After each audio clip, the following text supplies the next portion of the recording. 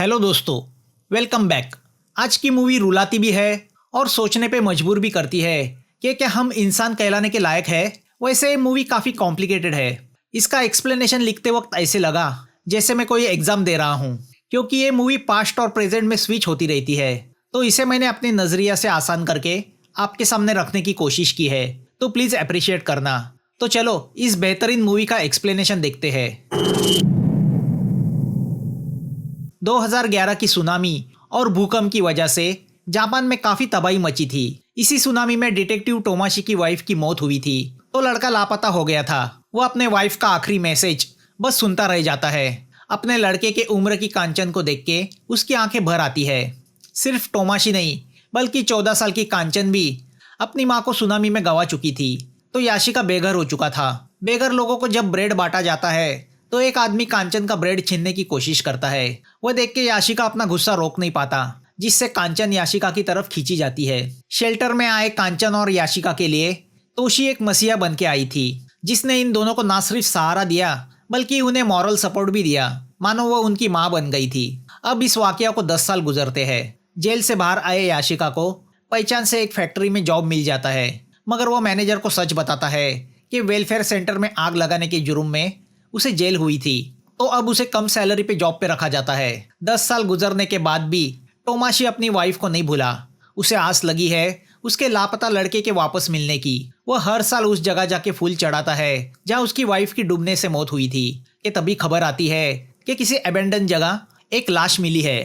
तो डिटेक्टिव टोमाशी अपने असिस्टेंट हसुड़ा के साथ क्राइम सीन पहुंचता है। शहर से दूर एक टूटे फूटे घर में किसी आदमी की लाश मिली है, जिसे डक्ट टेप से बांधा गया है। आसपास खोज करने पे उस आदमी का लाइसेंस और बिजनेस कार्ड मिलता है, जिससे पता चलता है उस आदमी का नाम मिकामो है। मिकामो की वाइफ बताती है कि 3 हफ्ते से उसका पति गायब था। टोमाशी को लगता है कि मर्डर करने की वजह ये थी कि मर्डरर मिकामो से नफरत करता था, क्योंकि मर्डरर ने मिकामो को 2 हफ्ते बिना पानी और खाने के रखा था, जिससे उसकी मौत हुई। मिकामो के वॉलेट में रखे पैसे को उसने छुआ तक नहीं था। वाइफ बताती है कि मिकामो इतना हेल्पफुल था कि 10 साल पहले जब भूकंप आया था तब वह बिखरी हुई कब्रों के पत्थर को ठीक करने का काम वॉलंटरीली करता था। जो आदमी मुर्दों का ख्याल रख सकता है वह जिंदा इंसानों के प्रति कितना दयालु होगा। मिकामो वेलफेयर सेंटर में ऑफिसर था, तो अब टोमाशी वहां जाके तहकीकात करता है। सब कलीग का यही कहना होता है मिकामो एक अच्छा इंसान और ऑफिसर था, मगर टोमाशी को लगता है कि अगर ऐसा है तो कोई इस तरह उसकी ब्रूटली हत्या क्यों करेगा। तो अब टोमाशी मिकामो की कलीग मारिया से बात करता है। मिकामो वेलफेयर सेंटर में एप्लीकेशन को शॉर्टलिस्ट करने का काम किया करता था। यहाँ मैं बताना चाहूँगा कि जापान में वेलफेयर सर्विस सेंटर यह गवर्नमेंट की एक ऐसी सुविधा है जहाँ डिसेबल और ओल्ड एज लोगों को हर महीने गवर्नमेंट फंड से कुछ पैसे दिए जाते हैं, ताकि वो मिनिमम लिविंग स्टैंडर्ड मेंटेन कर सके। मगर गवर्नमेंट का फंड कम होता है और ऐसे लोगों की तादाद बहुत होती है, तो एप्लीकेशन में से 1% लोगों को अलाउंस के लिए चुना जाता है। पुलिस को लगता है शायद मर्डरर उन्हीं में से कोई है जिसका एप्लीकेशन मिकामो ने रिजेक्ट किया था, मगर ऐसे रिजेक्टेड लोगों की लिस्ट तो बहुत है। मारिया से उसे पता चलता है कि वो लोग भी उनके दुश्मन बन जाते हैं, जिनको जॉब मिलने के बाद उनका अलाउंस बंद किया जाता है। टोमाशी देखना चाहता है कि वेलफेयर ऑफिसर ऐसे लोगों को कैसे हैंडल करता है। अब मारिया ऐसे ही एक औरत के पास जाती है जिसे हर महीने अलाउंस मिलता है। उस औरत को मेंटली डिस्टर्ब होने के बेसिस पे अलाउंस मिला करता है, मगर अब वह औरत चोरी छुपे कई जॉब करती है, अलाउंस भी लेती है और सैलरी भी। औरत बताती है कि वह जॉब टेम्परवरी है, मगर मारिया उसे बताती है कि चूंकि वह जॉब कर रही है तो अब अलाउंस बंद किया जाएगा। औरत रोते हुए उससे कहती है कि सिर्फ गवर्नमेंट के अलाउंस पे वो अपनी लड़की को ठीक तरह से पढ़ा नहीं सकती। अगर अलाउंस बंद हुआ तो लड़की का स्कूल भी बंद करना पड़ेगा। तो दूसरा आदमी जो अपने हैंडीकैप होने का फ़ायदा उठा के अलाउंस के पैसे ले रहा है, वह दरअसल अच्छा खासा पैसे वाला है। अब जब मारिया उसे अलाउंस बंद करने की धमकी देती है तो वह उससे हाथापाई करने जाता है, मगर आइन वक्त पे टोमाशी और हसुड़ा आके मारिया को बचाते हैं। मारिया उस आदमी से कहती है कि उसका अलाउंस बंद करके उन लोगों को दिया जाएगा जो ज़रूरतमंद है। मारिया टोमाशी को बताती है गवर्नमेंट की इस सुविधा को लेके काफ़ी फ्रॉड होते हैं, लोग डेस्परेट होते हैं, तो वह अलाउंस के लिए वेलफेयर ऑफिसर को रिश्वत तक देने को तैयार होते हैं। भूकंप में बहुत लोग बेघर हुए, ज़रूरतमंद होने के बावजूद कुछ लोग अलाउंस से वंचित रहे। ये जॉब जितना लगता है उतना आसान है नहीं। यहाँ याशिका के फैक्ट्री के वर्कर्स टीवी पे मिकामो के मर्डर की न्यूज़ देखते हैं। और हंसी मजाक में एक दूसरे से कहते हैं कि हम में से कोई भी इसका मर्डरर हो सकता है, जिससे पता चलता है कि मिकामो के काफी दुश्मन हैं। मगर ये न्यूज देख के याशिका डिस्टर्ब होता है। वह अपना बैग लेके वहां से निकलता है। यहाँ दूसरे दिन पुलिस को पता चलता है कि और एक मर्डर हुआ है। किसी सुनसान जगह एबेंडन घर में एक आदमी की लाश पाई गई है। मरे हुए आदमी का नाम टाकुरा है और टाकुरा का मर्डर बिल्कुल वैसा ही हुआ है जैसे मिकामो का हुआ था। उसे भी डक टेप से बांध के 2 हफ्ते तक भूखा रखा गया था। टाकुरा भी वेलफेयर सेंटर में वाइस चेयरमैन था। अब इस मर्डर से पुलिस हैरान होती है। क्राइम लोकेशन पे पुलिस को किसी के फुटप्रिंट्स मिलते हैं, मगर वह साफ नहीं है। पुलिस को पता चलता है कि 5 साल पहले मिकामो और टाकुरा दोनों एक ही ब्रांच में काम किया करते थे। तो पुलिस चीफ को लगता है कि मर्डरर एक ही आदमी है और बदले की भावना से उसने ये किया है, जिसका कनेक्शन 2014 से 2017 के बीच में है, क्योंकि इन्हीं साल मिकामो और टाकुरा साथ में काम किया करते थे। तो अब टोमाशी 2014 और 2017 के बीच जिन लोगों के एप्लीकेशन रिजेक्ट किए गए थे उनकी लिस्ट चेक करने का फैसला करता है। पहले तो वहां का ऑफिसर उनको कोऑपरेट करने से इनकार करता है, मगर टोमाशी वारंट लेके सभी फाइलें पुलिस स्टेशन लेके आता है। अब सब पुलिस ऑफिसर वो फाइल्स छान मारने लगते हैं। तो हसुड़ा उन लोगों से मिलता है जिनका एप्लीकेशन टाकुरा और मिकामो ने रिजेक्ट किया था। सभी की बातों से पता चलता है कि वेलफेयर सिस्टम करप्ट है, मगर कोई सस्पेक्ट हाथ नहीं लगता। यहाँ याशिका कांचन को ढूंढ रहा है, जो 7 साल पहले शेल्टर होम में उसके साथ रहा करती थी। अब वह उस घर जाता है जिन्होंने कांचन को एडॉप्ट किया था, मगर वहाँ की लेडी कांचन के बारे में कुछ नहीं बताती। तो याशिका लेटर बॉक्स में पड़ा कांचन का लेटर उठा लेता है और उस जगह फोन करता है। तो उसे पता चलता है कांचन वेलफेयर सेंटर में काम करती है। वह सुन के वो शॉक होता है।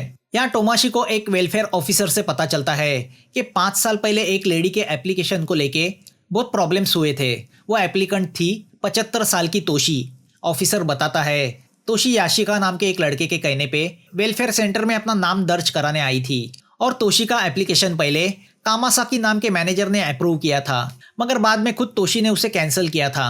टोमाशी तहकीकात करता है तो उसे पता चलता है कि अब कामासाकी बड़ा पॉलिटिशियन बना है जो इलेक्शन के लिए खड़ा होने जा रहा है। अब टोमाशी उस अनाथ आश्रम जाता है जहाँ पे याशिका पला बड़ा है। वहाँ की लेडी से उसे पता चलता है कि सुनामी के बाद याशिका तोशी नाम की एक ओल्ड लेडी के साथ रहने लगा। उनके साथ एक लड़की भी रहा करती थी। उन तीनों के बीच एक फैमिली जैसा रिश्ता बन गया था। उस लड़की का नाम कांचन था। बाद में याशिका ने कांचन को उन्हीं के अनाथ आश्रम में भर्ती कराया था। बाद में उसे वहां से एडॉप्ट किया गया था। टोमाशी उनसे कांचन के डिटेल्स लेता है। या मारिया न्यूज में देखती है कि उसकी उस बेनिफिशियरी ने अपनी लड़की के साथ सुसाइड करने की कोशिश की है, जिसका अलाउंस मारिया ने उसे नौकरी मिलने की वजह से बंद कर दिया था। गरीबी के चलते वह औरत एक छोटी नौकरी के सहारे अपनी लड़की की परवरिश करने में असमर्थ थी। मारिया उस औरत से मिलने हॉस्पिटल जाती है। वहां उसे टोमाशी मिलता है। टोमाशी को अनाथ आश्रम में की हुई तहकीकात से कुछ इन्फॉर्मेशन हाथ लगी है।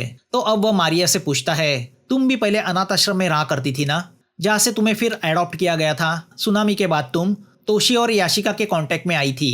तुम तीनों फैमिली की तरह रहा करते थे। अब यहाँ राज खुलता है कि मारिया ही कांचन है। अब टोमाशी उससे सच्चाई पूछता है। मारिया यानी कांचन उन्हें बताती है कि 2012 को नौकरी की तलाश में याशिका तोशी की शेल्टर से निकला, मगर उसने वापस आने का वादा किया। शिपिंग कंपनी में उसे नौकरी मिली। मुझे भी अडॉप्ट किया गया। मैं दूसरे शहर में चली गई तो बेचारी तोशी शेल्टर होम में अकेली पड़ गई। 5 साल बाद याशिका कोरिया से लौटा और हमारी फिर से मुलाकात हुई। हम दोनों फिर से उस पुरानी यादों में चले गए। हम तोशी से मिलने उसके शेल्टर होम गए तो भूखमारी की वजह से वो बहुत कमजोर हो गई थी, मगर उसके चेहरे की हंसी वैसे ही थी। याशिका ने खाने का सामान लाया। मैंने अपने हाथों से उसे खाना बना के खिलाया। तो याशिका ने फैसला किया कि वह तोशी को वेलफेयर सेंटर से पॉवर्टी अलाउंस दिला के रहेगा। वेलफेयर सेंटर में हमारी मुलाकात वहाँ के मैनेजर कामासाकी से हुई। मिकामो ने याशिका को कन्विंस करने की कोशिश की कि वह तोशी का ख्याल रखे, मगर खुद याशिका का कोई ठिकाना नहीं था। मिकामो और कामासाकी ने हमें मदद करने के बदले हमें डिस्करेज करने की कोशिश की, मगर याशिका पीछे नहीं हटा। तो आखिर कामासाकी को न चाहते हुए भी तोशी का एप्लीकेशन एक्सेप्ट करना पड़ा था। कुछ दिन बाद में तोशी के शेल्टर होम पहुंची तो तोशी की भूखमारी की वजह से मौत हो गई थी। उसे वेलफेयर सेंटर से कोई अलाउंस नहीं मिला था। गुस्सा होकर याशिका वेलफेयर सेंटर गया और उसने मिकामो का गिरेबान पकड़ के उससे जवाब मांगा। टाकुरा ने याशिका से कहा कि जापान में बाकी देशों की तुलना में बहुत कम लोगों को अलाउंस दिया जाता है, तो उनका फर्ज बनता है कि वह पैसा सही और ज़रूरतमंदों को मिले। तो जाहिर है कई लोगों पे अन्याय होता है, मगर यही यहाँ की सिस्टम है, तो इसे फेस करना होगा। मिकामो ने याशिका से कहा, तोशी ने खुद अपना एप्लीकेशन कैंसिल किया था तो वो कुछ कर नहीं सके। इस देश में आखिर सभी को अकेले मरना है। मगर याशिका को लग रहा था कि वेलफेयर वालों के प्रेशर की वजह से तोशी ने अपना एप्लीकेशन कैंसिल किया। कामासाकी तोशी की मौत का खुद को जिम्मेदार मानता था। वहाँ तोशी का अग्नि संस्कार हो रहा था तो बदले की आग याशिका के दिल में धधक रही थी। रात को वो वेलफेयर सेंटर के ऑफिस गया और उसने ऑफिस को आग लगाने की कोशिश की। उसे 4 साल की जेल हो गई। गरीबों को उनका हक दिलाने के इरादे से मैंने उसी वेलफेयर सेंटर में नौकरी पकड़ ली। टोमाशी को लगता है कि याशिका तोशी की मौत का बदला वेलफेयर सेंटर के उन ऑफिसर से ले रहा है जो तोशी की मौत के जिम्मेदार थे।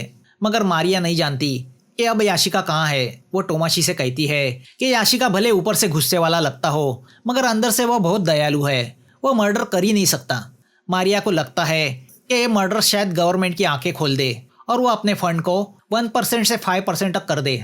शाम को याशिका मारिया यानी कांचन से मिलता है। वो उससे पूछता है कि वो ऐसे लोगों के साथ काम क्यों कर रही है जो कभी हमारे दुश्मन थे। मगर मारिया जवाब नहीं देती, जिससे याशिका बहुत दुखी होता है। वो जान जाता है शायद यही दुनियादारी है। लोग अपने स्वार्थ के खातिर पिछला सब भुला देते हैं और शायद मारिया ने भी वही राह पकड़ ली है। टोमाशी वेलफेयर सेंटर के आसपास नजर रखे हुए है तो वहाँ याशिका भी वेलफेयर सेंटर पे नजर रखे हुए है। अचानक टोमाशी का सामना याशिका से होता है। याशिका उन्हें देख के भागता है। टोमाशी और हसुड़ा उसका पीछा करते हैं मगर उसे पकड़ नहीं पाते। टोमाशी को लगता है कि याशिका का अगला टारगेट शायद कामासाकी है, क्योंकि तोशी की मौत के वक्त वह मिकामो और टाकुरा के साथ टीम में था तो वह कामासाकी पे नजर रखने लगता है। या कामासाकी इलेक्शन की तैयारी में जुटा है। वह अपने इलेक्शन कैंपेन को लेके प्रेस कॉन्फ्रेंस लेता है जिसमें उसका मेन मुद्दा यही है कि जापान से अगर गरीबी को हटाना है तो वेलफेयर सेंटर को और फंड को स्ट्रॉन्ग करना होगा। कॉन्फ्रेंस के बाद जैसे ही कामासाकी अपनी कार से निकलता है तो याशिका उसकी कार को रोकता है मगर आईन वक्त पे टोमाशी आके उसे अरेस्ट करता है। याशिका कन्फेस करता है कि उसी ने मिकामो और टाकुरा का मर्डर किया है। वह चाहता है कि कामासाकी प्रेस और पब्लिक के सामने माफ़ी मांगे। उनकी सिस्टम की वजह से कई लोग भूखमारी से मर रहे हैं। याशिका की गिरफ्तारी से मारिया बहुत डिस्टर्ब होती है। हसुड़ा को लगता है कि अब केस को बंद कर देना चाहिए मगर टोमाशी सेटिस्फाई नहीं। उसे लगता है कि याशिका कुछ छुपा रहा है। वह याशिका को इंट्रोगेट करना चाहता है मगर चीफ परमिशन नहीं देते। अब टोमाशी कामासाकी से मिलता है और उससे पूछता है कि तोशी ने अपना एप्लीकेशन कैंसिल क्यों किया था। कामासाकी बताता है कि मिकामो और टाकुरा नहीं चाहते थे कि तोशी को पॉवर्टी अलाउंस दिया जाए, क्योंकि एप्लीकेंट को डिस्करेज करके गवर्नमेंट फंड को बचाना यही उनका काम था। टाकुरा को तहकीकात से पता चला कि तोशी को एक नाजायज लड़की थी जिसे उसने जन्म से अनाथ आश्रम में रखा था। तोशी सोचती थी कि जब वह परवरिश करने लायक होगी तब वह उसे एडॉप्ट करेगी, मगर उसके पहले ही किसी और फैमिली ने उस लड़की को एडॉप्ट किया। वेलफेयर फाउंडेशन के रूल्स के हिसाब से अगर आपका कोई ब्लड रिलेशन वाला वेल सेटल हो तो आपको पॉवर्टी अलाउंस के बेनिफिट्स नहीं मिल सकते। मिकामो ने तोशी को ब्लैकमेल किया कि अगर वह एप्लीकेशन वापस नहीं लेगी तो वह उसकी लड़की को कांटेक्ट करके उसे ये सब बात बताएगा, जिससे तोशी डर गई। वह नहीं चाहती थी उसकी लड़की की ज़िंदगी उसकी वजह से डिस्टर्ब हो। ये सब टाकुरा की चाल थी। डर के मारे तोशी ने अपना एप्लीकेशन कैंसिल किया। इनडायरेक्टली वो एक मर्डर ही था, क्योंकि खाने के लिए ना तोशी के पास पैसे थे और ना ही काम करने लायक उसकी हेल्थ थी। आखिर भूखमारी से वो मर गई। कामासाकी बताता है, मैं उस वक्त चाहते हुए भी ये सब रोक नहीं पाया, वरना मेरी नौकरी चली जाती। मैं अपने प्रमोशन को लेके सेल्फिश बन गया था। कुछ लोगों को सुनामी और भूकंप ने मार दिया तो कुछ लोगों को वेलफेयर सेंटर ने। इसका एहसास मुझे तब हुआ जब भूकंप में मैंने मेरी पूरी फैमिली गंवाई। गवर्नमेंट ने लालच दी, फंड बचाओ और प्रमोशन हासिल करो। अगर हम सही मायने में समाज सेवा करते तो तोशी की तरह कई लोग बच जाते। अब टोमाशी तोशी की लड़की से मिलता है जो अब टीचर है। उसे पता भी नहीं होता उसकी खुशी के लिए उसकी असली माँ ने बलिदान दिया है। टोमाशी उससे कहता है कि वो स्टूडेंट्स को अच्छा इंसान बनने की सीख दे। अब टोमाशी को लगता है कि याशिका ने जो किया वो उसकी जगह सही था। दूसरों को सहारा देने वाली तोशी को खुद को सहारा नहीं मिला था। वह याशिका से कहता है, खुद की लड़की होते हुए भी तोशी ने तुम दोनों में अपनी खुशी ढूंढी। याशिका को लगता है कि काश तोशी जिंदा होती तो और 2-4 अनाथ बच्चे को सहारा मिल जाता। तोशी एक करप्ट सिस्टम की बली थी, या कोई तो कामासाकी को किडनैप करता है। टोमाशी समझ नहीं पाता, अगर याशिका हिरासत में है तो कौन कामासाकी को मारना चाहता है। उसे लगता है उस इंसान को याशिका जानता है। वो याशिका से कहता है कि वही अब उस आदमी को कामासाकी का मर्डर करने से रोक सकता है। दोनों तोशी के शेल्टर होम पहुंचते हैं। अंदर कामासाकी को हॉस्टेज रखा होता है। याशिका टोमाशी के साथ पीछे के दरवाजे से घर के अंदर जाता है तो पता चलता है मारिया ने कामासाकी को हॉस्टेज बना के रखा है। अब मारिया यानी कांचन उनसे कहती है वो कामासाकी को भी मिकामो और टाकुरा की तरह मार डालेगी और इसीलिए उसने वेलफेयर सेंटर की नौकरी पकड़ी थी ताकि वो वहाँ काम कर रहे भ्रष्टाचारियों को ढूंढ के मार सके। ऐसे लोगों को मारना भी एक वेलफेयर एक्टिविटी है। याशिका कांचन से कहता है कि ऐसा करके तुम तोशी को बदनाम कर रही हो। वह हमेशा अच्छाई और खुशी की राह पर चली और यही सीख उसने हमें दी।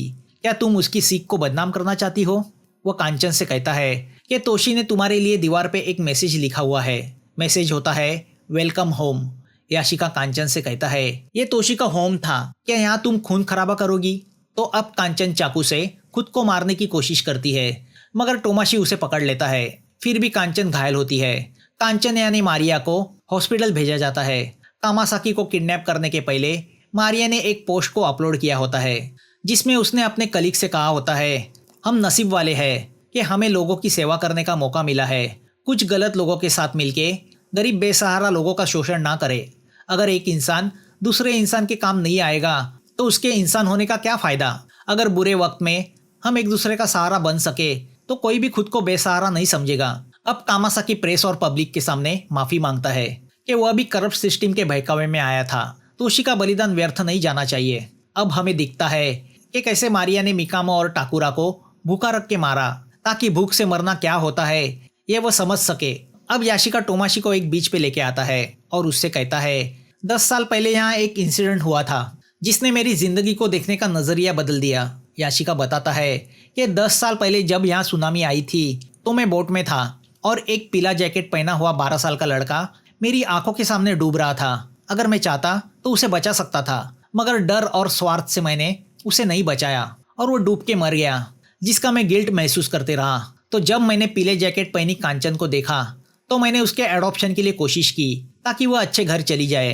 याशिका की बातें सुन के टोमाशी शौक होता है। वह समझ जाता है पीला जैकेट पहना हुआ जो लड़का डूबा वो उसका अपना लड़का था। अब उसके लिए लड़के का इंतज़ार भी खत्म हुआ था। वह याशिका को सिर्फ थैंक यू कहता है और मूवी यहाँ ख़त्म होती है। मूवी बहुत इमोशनल है मगर समाज के करप्ट सिस्टम को हमारे सामने रखती है। दोस्तों एक्सप्लेनेशन कैसे लगा कमेंट में ज़रूर बताना और नए व्यूवर्स को रिक्वेस्ट करूंगा अगर वीडियो अच्छा लगा हो तो प्लीज़ सब्सक्राइब करना ताकि नई नई मूवी आपके सामने लाने का हमारा जोश बना रहे। फिर मिलेंगे। Thanks for watching.